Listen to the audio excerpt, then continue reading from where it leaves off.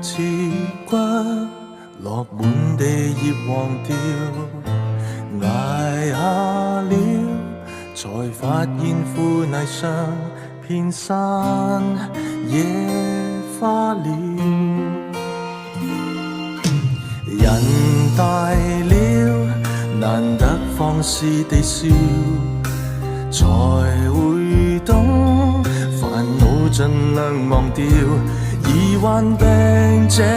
刻，才發現極渺小，學會珍惜了。兒童有着兒童畏懼，成人都有成人唏噓，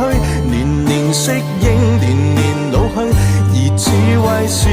沉着面對。誰老醫說故事如孩童喝水，可說艱苦的歷史怎會了無生趣。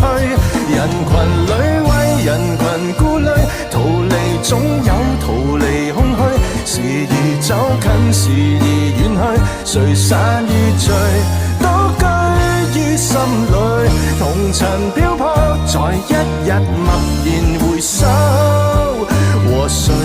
還是一對。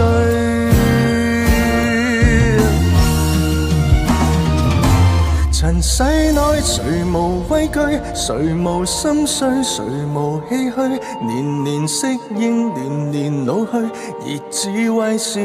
沉澱精髓，年年跨過挫折後默然回首，可說一生的歷史怎會了無生趣。如帶着殘餘顧慮，殘餘不滿，殘餘空虛，時而走近，時而遠去，還在最後荒廢或壯舉，決定我成敗得失心空裏，然後我難潔淨，將化做翡翠，多得